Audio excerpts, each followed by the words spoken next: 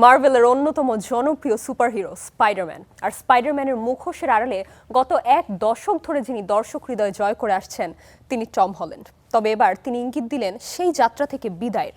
সম্প্রতি মুক্তি পাওয়া ব্র্যান্ড নিউ ডে হতে পারে তার শেষ Spiderman cinema. What is happening to me?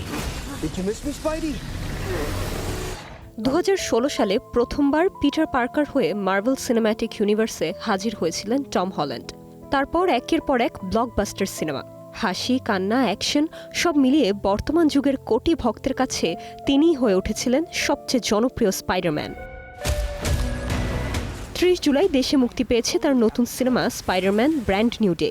আর এই সিনেমাকে ঘিরেই টম দিয়েছেন বড় ইঙ্গিত। বলেছেন সবকিছুরই একটা সময় থাকে, একদিন তো থামতেই হবে, তাই কোনো একদিন স্পাইডারম্যানের দায়িত্ব নতুন কারো হাতে তুলে দিতে চান তিনি।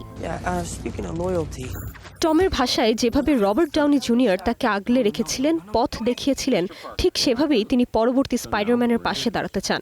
সেটা যদি মাইলস মোরালেস হয়, স্পাইডার গোয়েন হয় কিংবা অন্য কেউ, তবু তিনি চান নতুন নায়ক যেন শক্ত হাতে এই উত্তরাধিকার এগিয়ে নিয়ে যেতে পারে।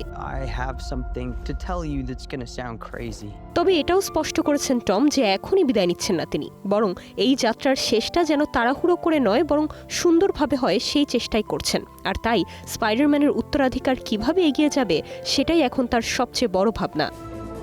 Peter 1, Peter 2, Peter 3. I love you guys. একটা সময় টোবি ম্যাগুয়ার থেকে অ্যান্ড্রু গারফিল্ড, তারপর টম হল্যান্ড। নায়ক বদলেছে কিন্তু স্পাইডারম্যান বদলায়নি। এবার হয়তো সেই ইতিহাসেরই আরেকটি অধ্যায়ের প্রস্তুতি শুরু হয়ে গেছে, আর তারই প্রথম ইঙ্গিত দিলেন খোদ টম হল্যান্ড নিজেই। নির্জন নুসরাত, স্টার এন্টারটেইনমেন্ট।